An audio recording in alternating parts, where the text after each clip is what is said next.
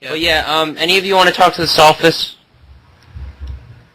The what? The sophists?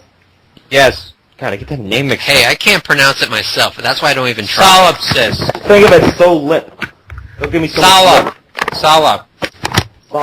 Okay, topic. How do you pronounce the fucking name? Solipsism. Solipsism. Can someone wait? Can Joe please explain to me what the fuck he meant by absolute materialism or whatever the hell that meant?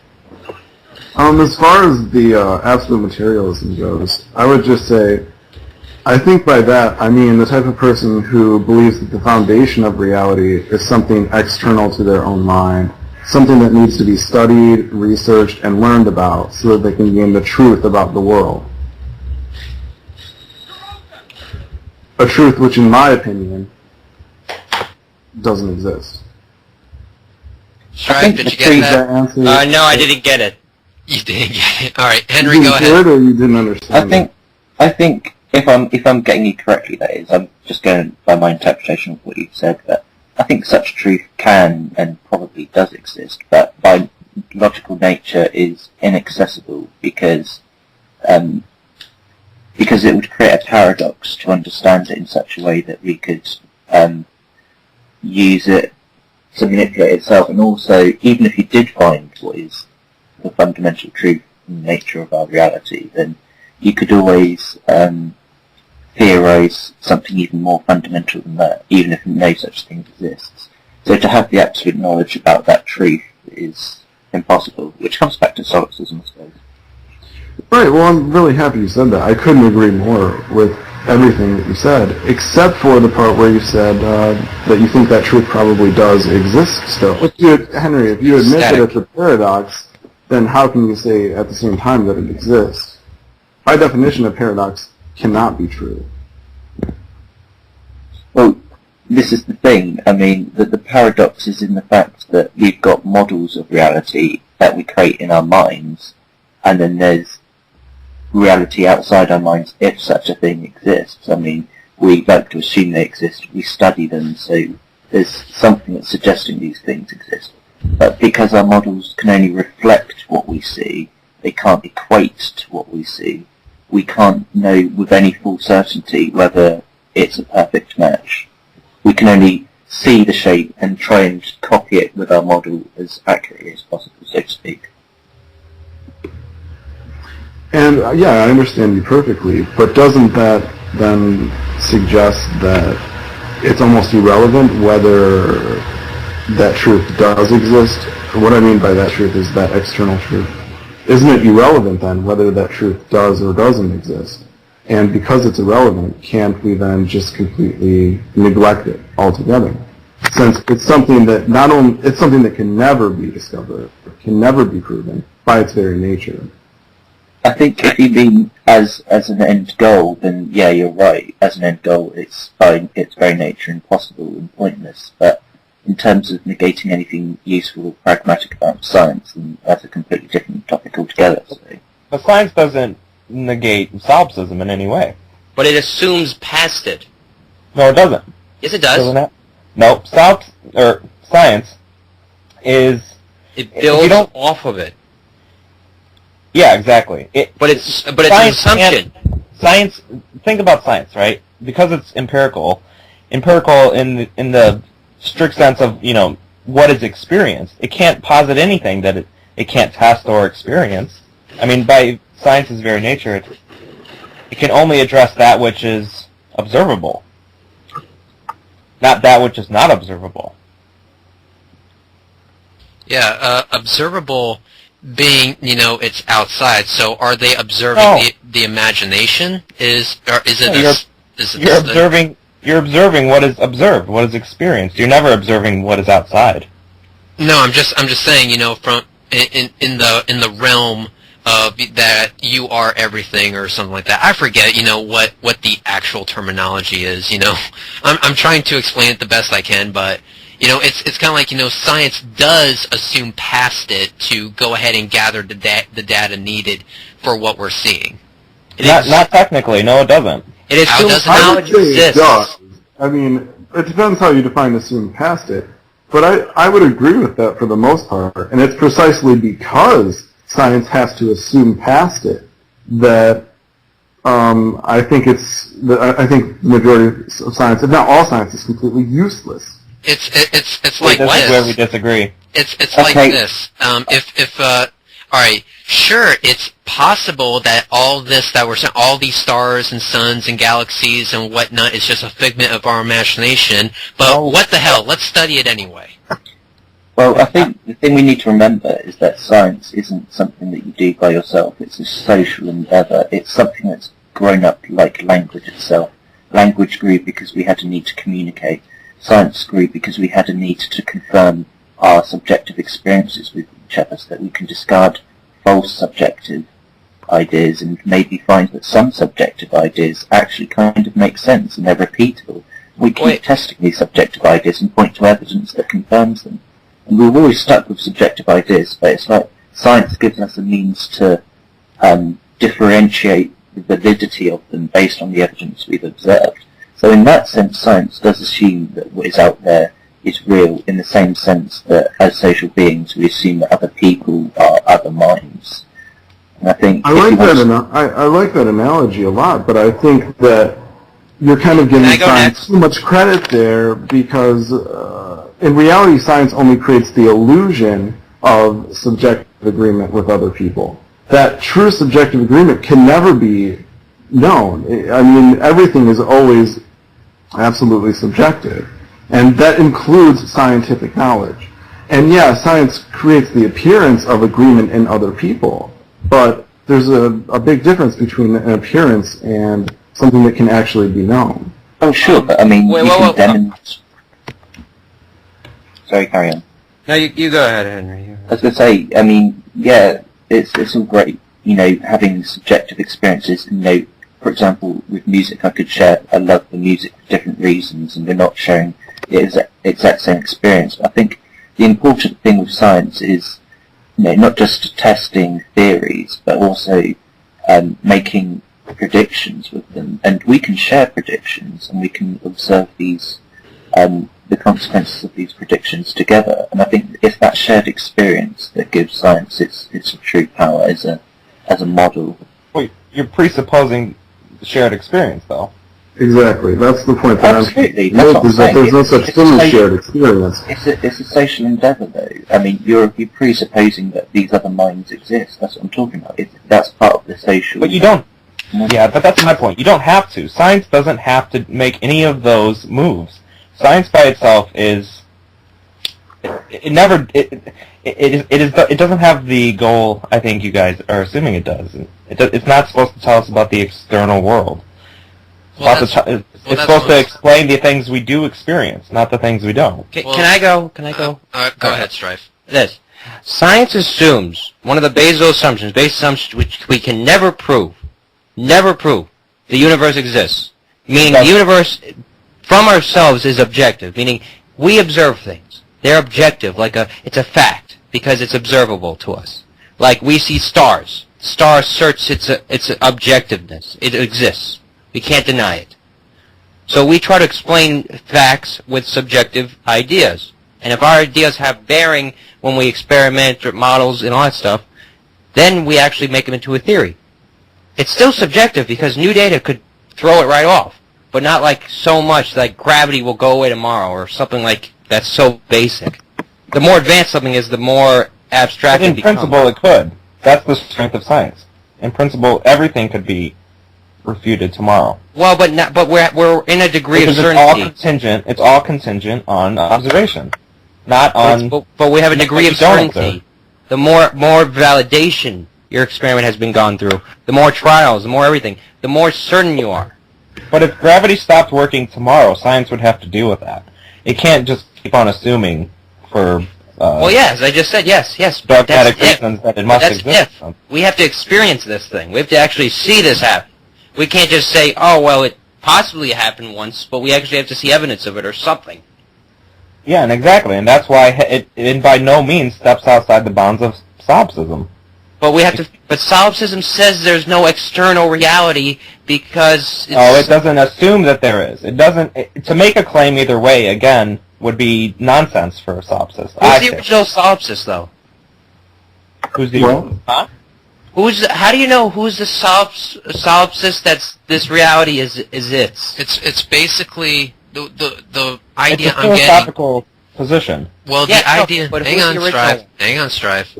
The idea that I'm getting is that it's atheism for the reality that you live. Yeah, that's a great analogy to use. That's what I said Because earlier. It's really clear, yeah. All right, and In the that's same way that an atheist would say they don't make a claim as to the non-existence of God, like you said earlier, Corvette, when we were having a discussion about whatever it was we were having a discussion What about. the definition In of that atheism. same way, the solipsist says, I don't make a claim. I don't claim to know whether or not there's an external reality, but I just say it's irrelevant. In the same way an atheist might say God is irrelevant. But then how do you what's the point of doing anything then if you just go, everything doesn't matter because I exist? Like, nothing's relative. That's not an argument against it, I hope you realize, Stripe. Yes, I mean, know, what- but like, what's the point of the position? But, Yeah, but that's an emotional question. exactly.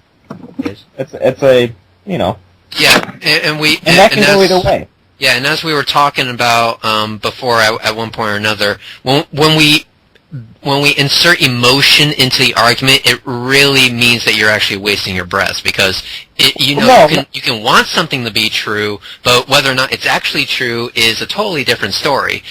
That's why when I think we're actually both right, yes, science is a joint endeavor in the reality that I am seeing.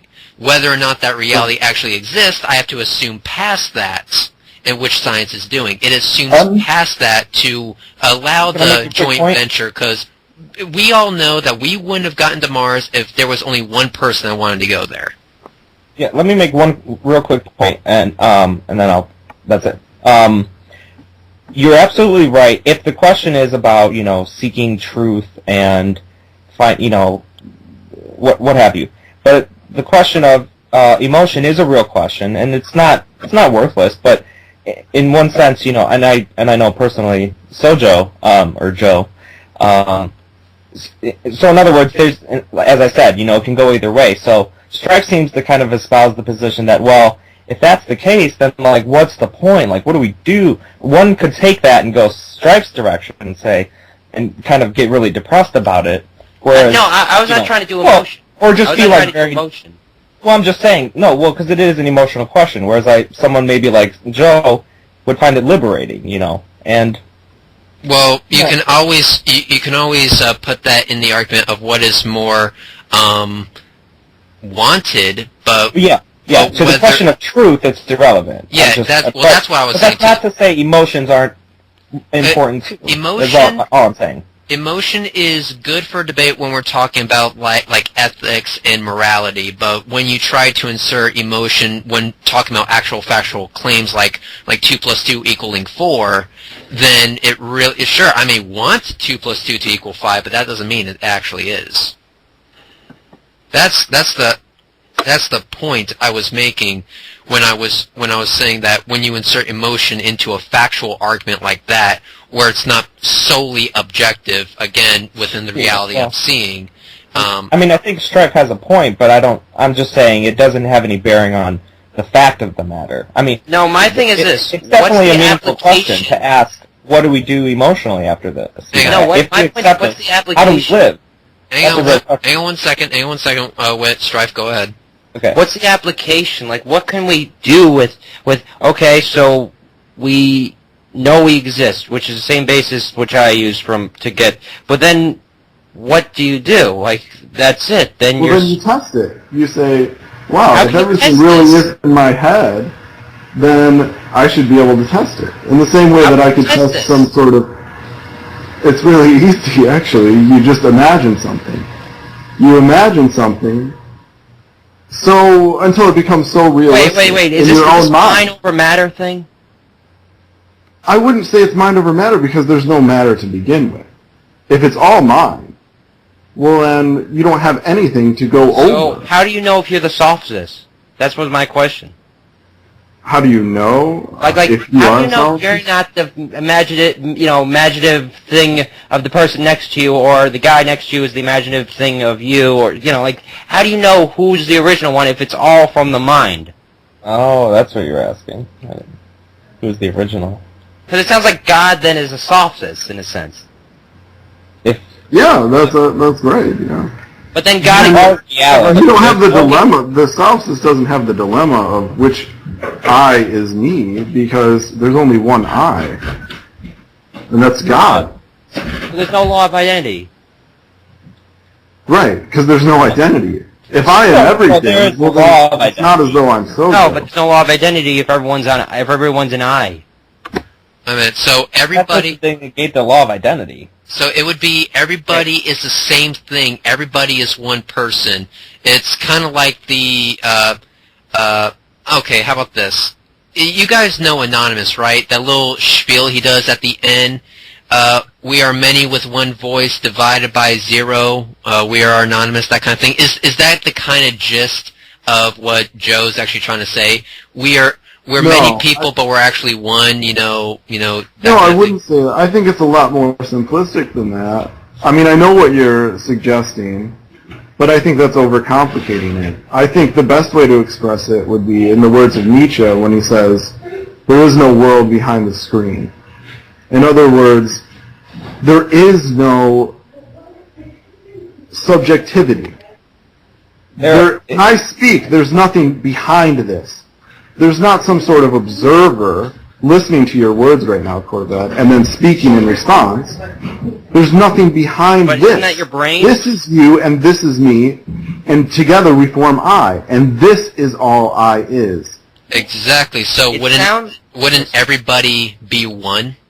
But when you say everybody, Right. You're just talking about objects of the I. They are no longer.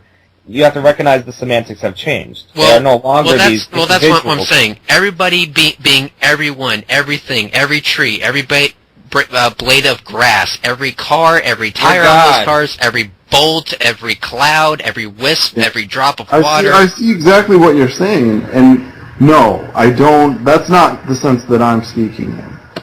Because there is no everything. If there's an everything, if there is grass right now, if there are airplanes right now, and all those other things, well then I've already created some sort of division. I don't make that division. I start with this, and this is all there is. Beyond this, I'm not concerned. Beyond this, it doesn't matter. But this is the point. This is my point.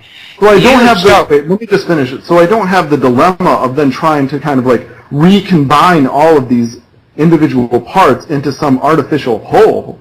I never divided it in the first place. I realized I was trying to reverse engineer it to try and have it make sense.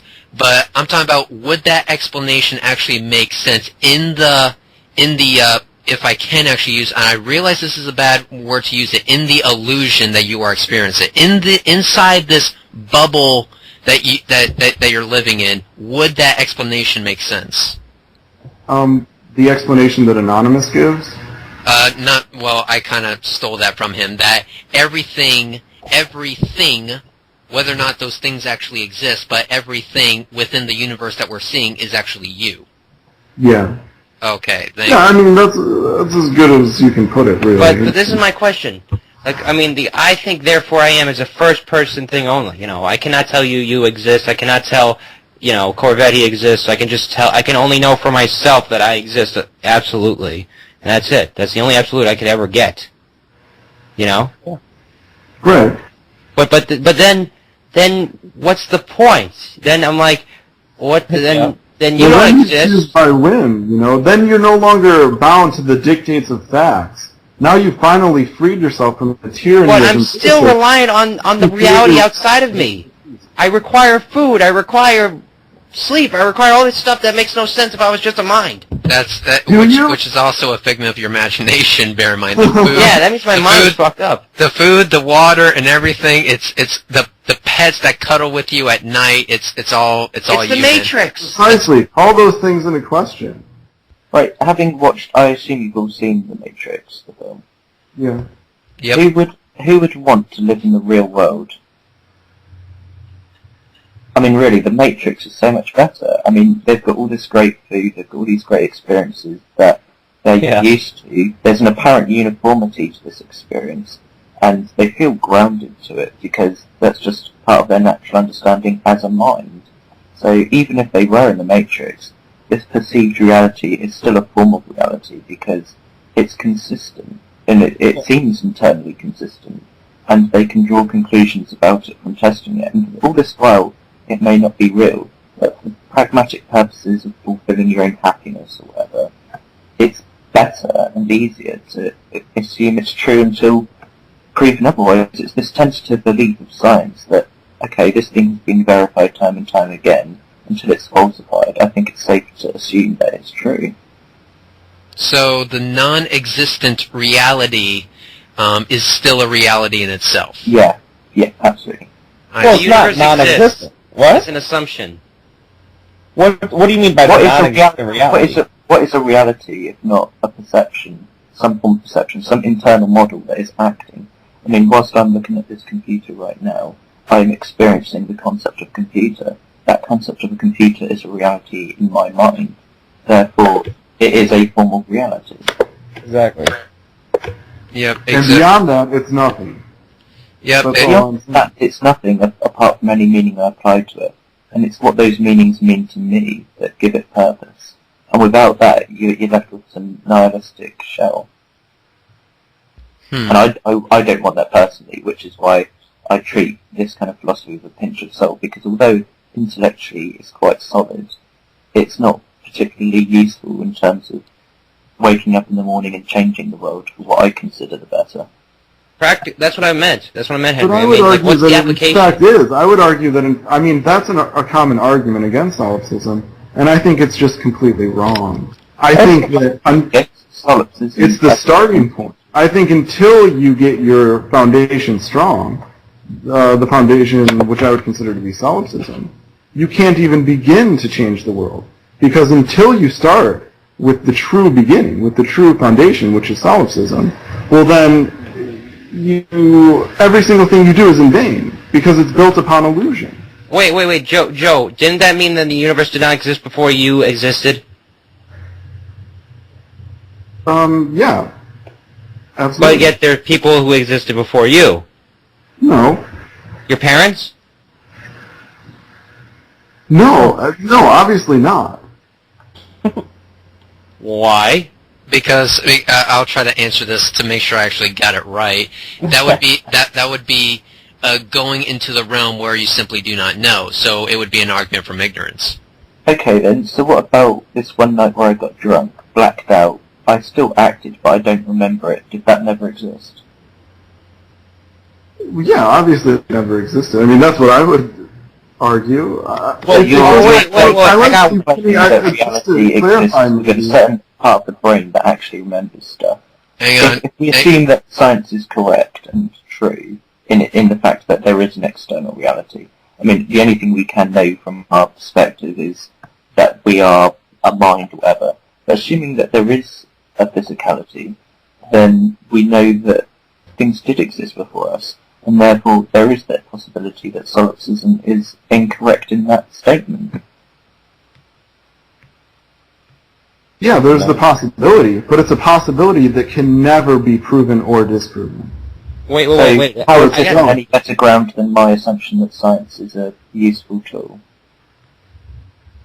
It might be useful, but it also might be incredibly misleading, because it might all be built upon fancy. Every single bit of scientific knowledge might just be trivia built on the foundation of illusion. I'm just now, how is that useful? Your position, though. Your position equally holds no more factual content than mine.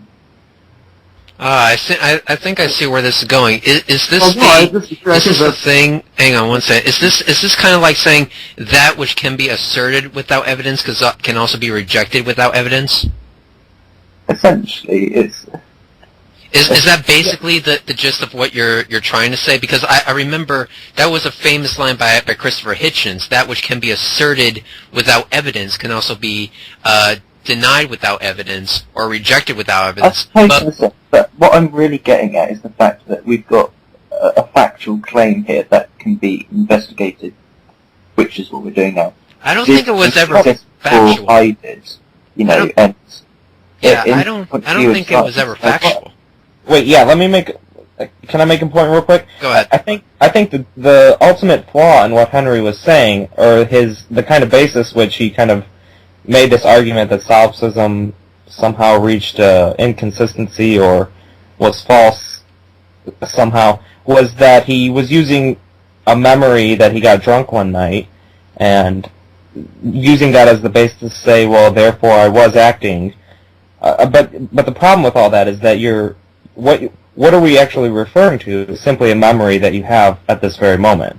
That in no way is evidence that that event externally, you know, you're just appealing to a conscious memory that. So how do you trust that? None of that is external to you. I mean, what about other people's memory of the event? Well, not even their memory. What about your own memory of anything then? How do you know your own memories are true? Well, that's one question. So that's what I'm asking. How do you know who the real solipsist is? How do you know if Joe, you're not the real solipsist and Henry's the real one? I don't need to know who the real one is because there's not multiple ones to choose from. What do you mean? It's if reality outside of you is all a figment of something's. There's no reality. You're not the dream of someone else who's sleeping. You don't. So you don't even know your own mind exists. It could be someone else's mind. Well, when you say mind... Yeah, it could be someone else's mind, and I could be just a figment of their imagination. But if they woke up, well, that would be the only way I could ever know, is if they woke up. And in that instant, I would cease to be. So again, it's an instance where the claim or the proposition that I'm within someone else's mind can never be proven, can never be disproven. Therefore, it's irrelevant.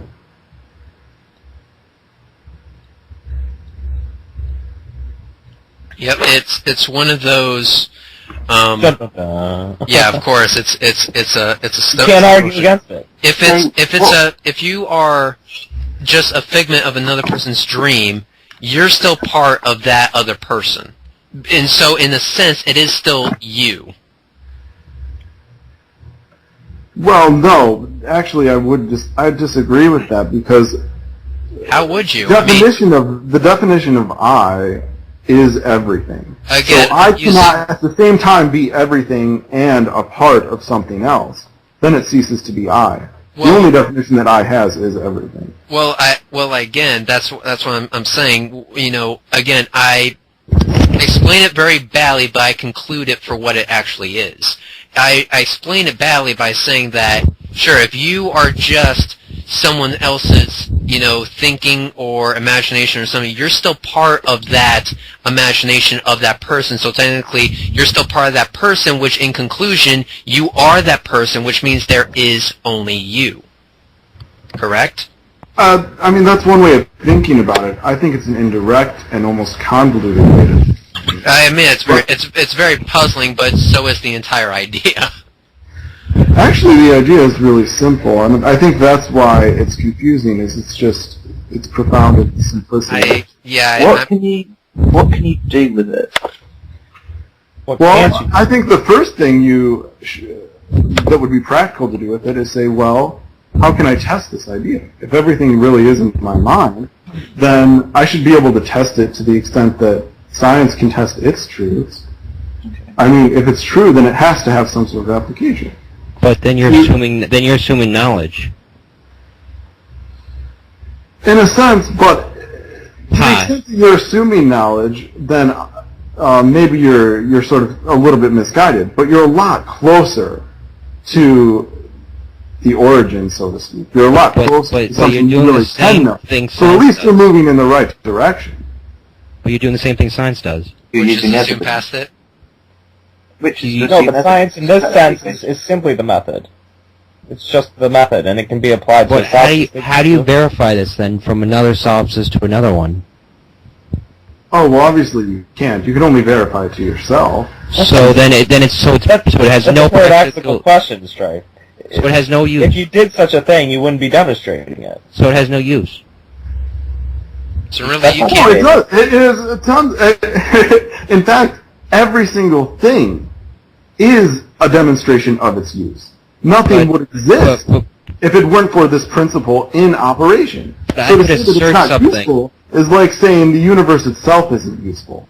But I could assert something that's absolutely true, that I think is absolutely true, yet you will think it's not. I mean, that's the same thing, pretty much, it seems. There's no I would argue that if you think it's absolutely true, then I would be forced to agree, since there's no self separate from you. Yeah, that's kind of why I went on the tangent earlier by saying let's just agree. I agree that I'm the most badass imagination that you ever had, so of course he has to agree with me. And he also has to agree with me in saying that Corvettes are totally awesome. See, this is the confusion, though. I mean, no, I know it's kind of facetious, but like, let's not be fooled that it really is anything more than that. Because when you say I am and you recognize, you're just talking about that Corvette happens to be saying this, and this other person happens to be saying this, or it's just it's just two different objects of experience. There's nothing. But how do you know the thing I see and the thing you see are the same thing? There's nothing on this end to disagree with what you see, Strife. Then how can anything surprise you? Well, surprise can arise, it can exist, but it doesn't occur to someone. It doesn't occur to me. There's no. Of course, that's the way it's always experienced. But because of language, people get confused and they think that there is some experiencer, so to speak, some person having the experience of surprise. When in reality, if they really looked at what was occurring, they would see surprise arise and then fade away in a sort of void. So, kind of like the experience I had last night. I was falling in my dream and I woke up and spazzed out. Okay. Wouldn't that be like a form of? Well, again, I'm referring this to a dream because of very bad terminology and very limited vocabulary to describe the thing that we're actually talking about. But wouldn't that be a form of surprise within the dream? That way it makes sense to the world that we're trying to explain? No, that's a good point, Corvette, because, well, what I heard from that anyways is that, to Strife's question, you could pose the question, well, can't you be surprised in a dream? Yeah, exactly. There's nothing that excludes you from being surprised in a dream. Yeah, exactly. And yet, a dream is completely, quote-unquote, your creation, your imagination. Yeah, exactly. It is still you. The falling was still you, but you were still surprised about you. I mean, I surprise myself all the time, and, I just say, wow, I am incredibly badass, and, it's like, wow, so it's a eureka moment, surprise, wouldn't you agree that would be a way to equate what you're saying, Joe? You could be surprised of the self. I love the dream analogy. I think there's no more beautiful or poetic metaphor for solipsism, yeah.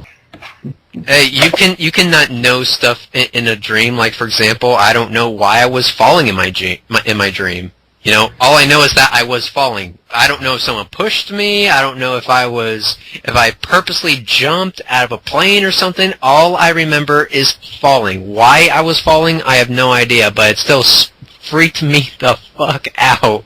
I mean, I hopped out of my bed and I hit my head on my dresser. Here's something to maybe interject here that could clear this up, and if nothing else, clear up the semantics.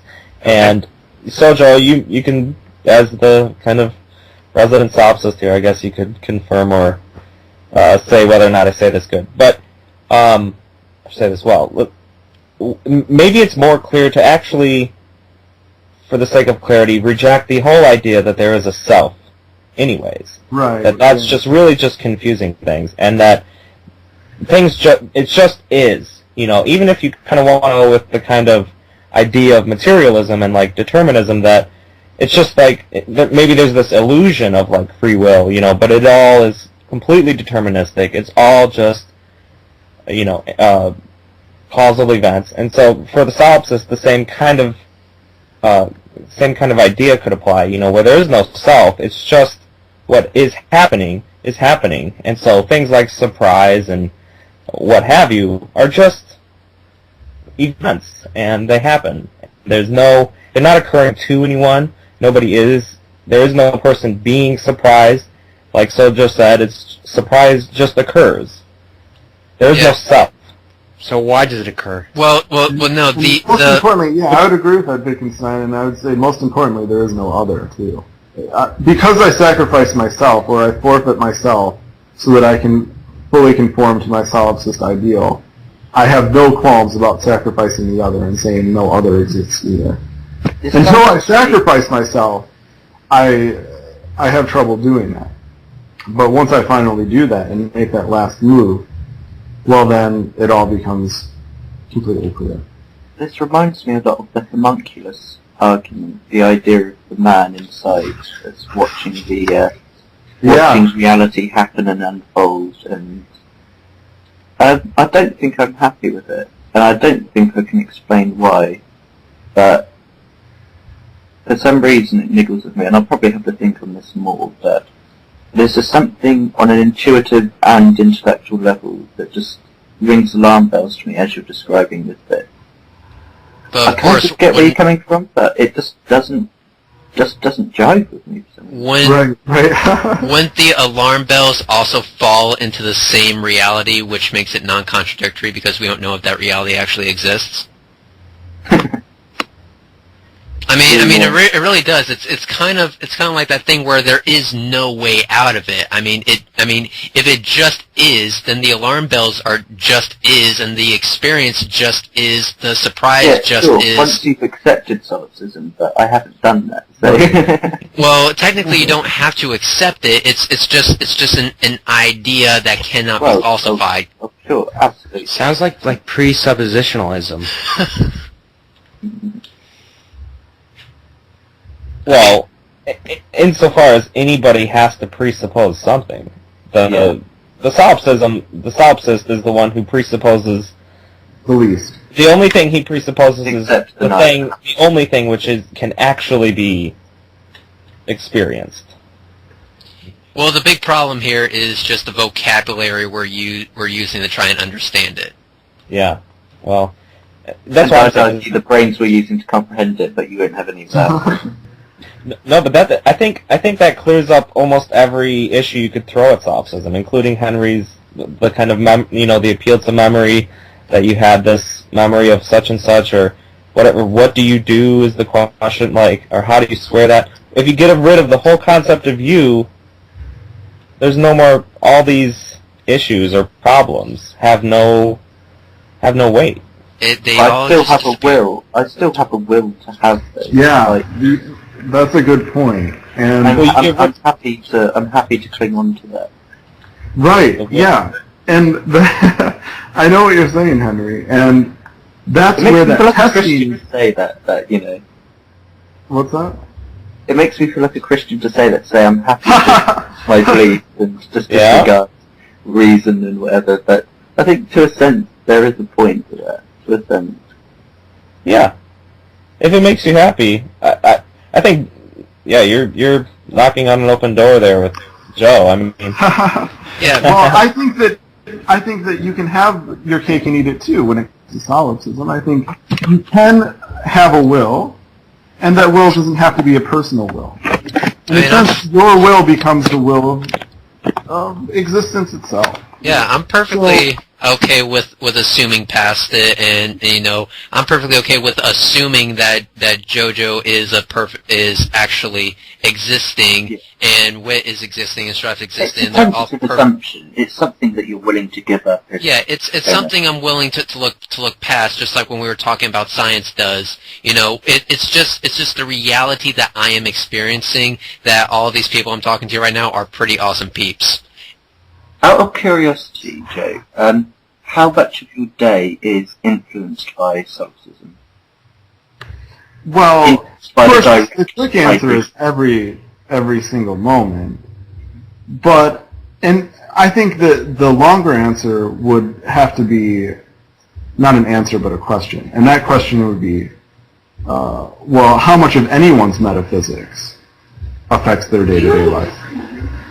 I mean, in terms of perceiving the world in that way. I know.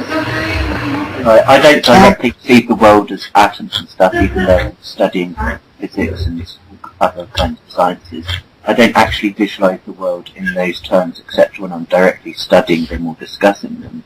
And I think that the same is true for me for the most part. I guess there are definitely moments, things that I would call like serendipitous moments or coincidental moments, where you kind of have a moment of lucidity, I would call it, and you sort of see things a bit more solipsistically. But for the most part, I think it's just like any other metaphysical system of belief, in that, I mean, you talk about it and you profess to have those beliefs, but in your day-to-day life, it doesn't really alter anything all that much. Well, I think another question to ask, or a different question altogether to ask, would be how often, because we talked about assuming past it, how often do you assume past it, and how often do you not? When I do assume past it, I assume past it quite a bit, but when I do assume past it, it's based on whatever pleases me. So for example, if I'm thinking about health and physical ailments that you can develop or something, say a commercial comes on and there's like an advertisement for some new medication for kidney problems. Well then, if I looked at things from a scientific point of view, I might get concerned. I might get worried that, oh, maybe my kidneys are failing, for example. But because I no longer have any investment in that sort of reality that proposes, I don't even believe in kidneys. So why am I going to be worried about my kidneys failing? So in that sense, it does sort of have some applications. Or conversely, you can say, which you personally have to me, Sojo, I'm talking about this, but like you can conversely say, well, maybe I have the best kidneys in the world. I mean, you're free to, and in terms of like, in terms of this question of what does it do pragmatically, that has extremely pragmatic effects. I mean, you can just call it the placebo effect, if you will, but like, I know personally, I mean, because it does help, because I have panic attacks and stuff, and that does help. It's you literally use your imagination and can will yourself, so to speak, out of these kind of physical ailments. But you can test it. You can everything that I'm saying here, you can test yourselves, and it's not hard to do. The best way to test it, I've found, is when you go to sleep, as you start to drift off, you you set a goal for yourself. You set a test, whatever you want it to be, and as you drift off to sleep, you imagine that goal or that test has been realized. You imagine the wish fulfilled, and you fall asleep in that state, feeling as strongly as you can feel that it really has occurred, and really believing it. And you do that for a few nights, and you really, really start to believe it, I guarantee it happens. I guarantee you. But no one tries it. No one tests it because it sounds so ridiculous. No one tests it because they think they have all these other beliefs that are so much more intelligent that they would never indulge in something that's such a huge waste of time. But I've tested it, and it's worked time and time again. This idea that you can wishfully think things into existence, isn't that like being God? Yeah, exactly. It Technically. is like being God, and you can prove it yourself. It sounds ridiculous. It sounds absurd. It does sound ridiculous, yeah. But, I mean, it doesn't cost you anything to try it. You're willing to believe in all these scientific journals that you don't even experience firsthand. You experience those truths secondhand. This is an experience you can experience firsthand. I've tried these kinds of things before and they haven't worked. I mean, I've honestly believed that something was going to happen and been taken by surprise. So, if it's all down to, positive thinking or whatever, then how can we ever experience surprise? I guess it goes into the state of mind kind of thing, but the state of mind, because I agree it would work. If you're in that state of mind that this accomplishment is going to happen, then you're more likely to pursue that accomplishment. And people, the biggest thing that keeps people from actually accomplishing something is them not even trying to begin with. So if you're actually in that state of mind of accomplishing something, you're actually going to actively seek the accomplishment itself. Yeah, sure. That's just psychological conditioning, though. That's not magically wishing something into existence, right, like our thought. Well, but again, how do you make the distinction? But Henry, to the extent that it's psychological conditioning, that's not what I'm talking about. What I'm talking about is the pure magic of it all. And when it happens, it'll happen in a natural way. It'll happen in an empirical sort of way, but it'll happen without any effort on your part. And I don't. And when you said, Henry, that you have tried these things before, and in other words, you have experienced the experience of being surprised. I think you guys are. I think that's not exactly what Joe is talking about. I mean, everybody's experienced surprise. Everybody has held the belief that it turned out to be wrong. But that's different than like actively trying to make that belief true. There's a difference between actively, as you said, psychologically conditioning yourself to accept that belief rather than just kind of expecting that to be true, or maybe hoping. And so it's different than positive thinking in that positive thinking is like I hope it happens, whereas what's I think Joe is talking about is pure will. You're willing it to happen. You are forcing your mind to... Yeah, I get this will thing, but I've seen people with willpower and sheer determination and absolute conviction that what they're going to do is going to work, and seen them fail. I was going to say, if I try it tonight and I fail, could you argue that I'm having a false memory of me ever trying to get it to succeed in the first place? I mean, I think the most that's being said, it's a possibility. This just that's absolutely it, Henry. We're going round in circles of all these little loose ends and stuff. It's really quite, and it's an absurdist position, and I don't mean that in the sense that it's an absurdity and it's false. I just mean it's absurdist in the sense that we can't really make any heads or tails of it in any useful manner, it seems. I mean, you say you can test it, and I will test it tonight. I'll give it a go, but it just seems plainly absurd to me, and I don't believe that people do genuinely use it in any meaningful way beyond what science can do. If I could jump in, I think that was kind of Sojo's point from the beginning, that people, especially, I mean, what you just said, Henry, you kind of already from the outset are saying how absurd it is, but I'm going to try. No, that doesn't matter. I would say that you can come at it from a cynical point of view. You can come at it from a skeptical point of view. Just so long as when you actually are practicing the belief as you fall asleep, you commit yourself wholeheartedly. As long as you do that, that's all you can ask. If you were to say that you have to believe it constantly 100% all the time, well, then it really wouldn't be testable. Then it really would be absurd, because if you were believing it 100% all the time, it would be impossible to falsify it. You need something to contrast it from.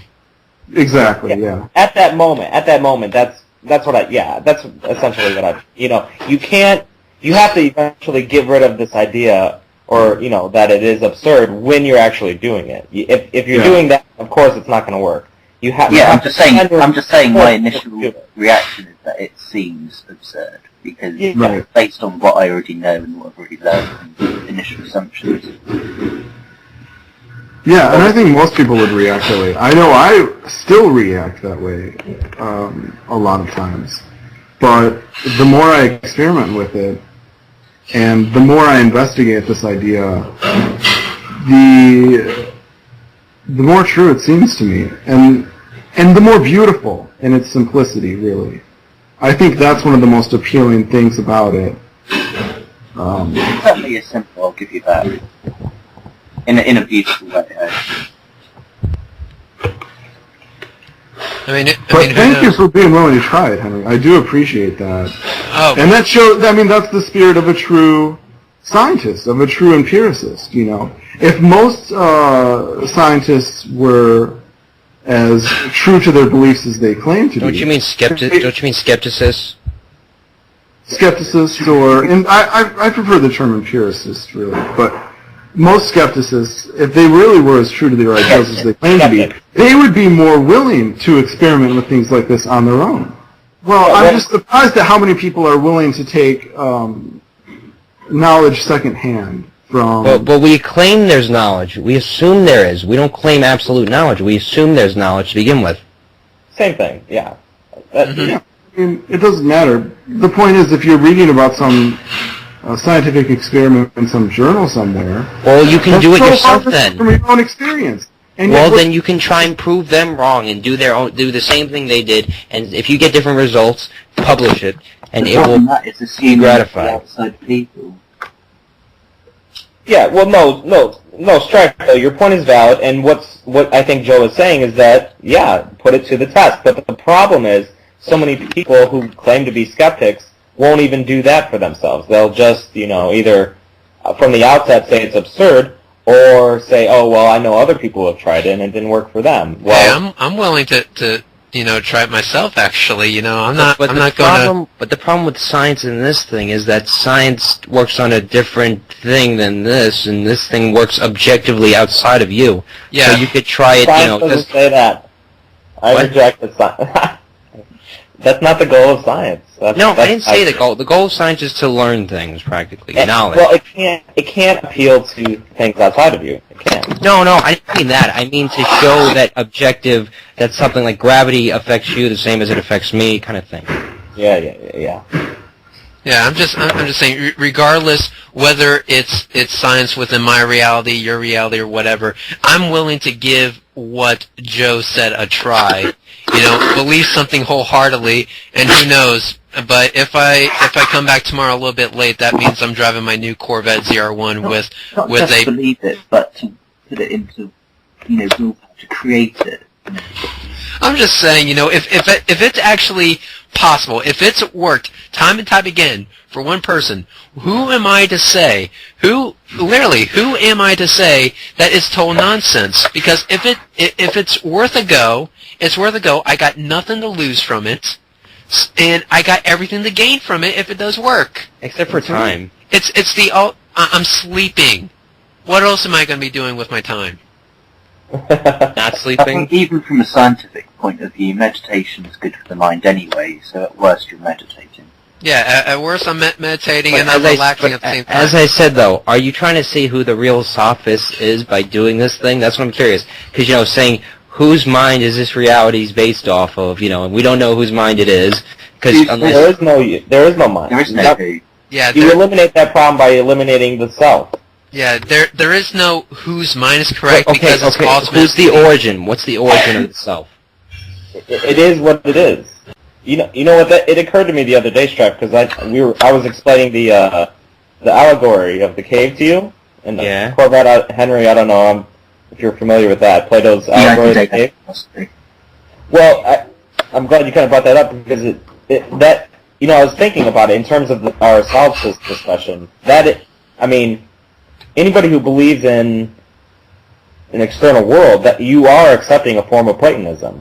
What you're saying is that what we perceive are the shadows, but we are assuming that there is something casting the shadows. Wait, isn't solipsism just a yes?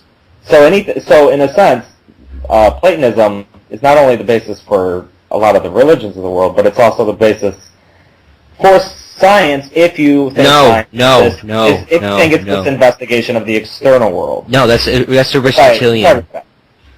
Aristotelian. It's based off of. I think the best way to define it would be the best way I would understand it is that it's the atheism of reality. Well, of the external reality. External reality, my bad.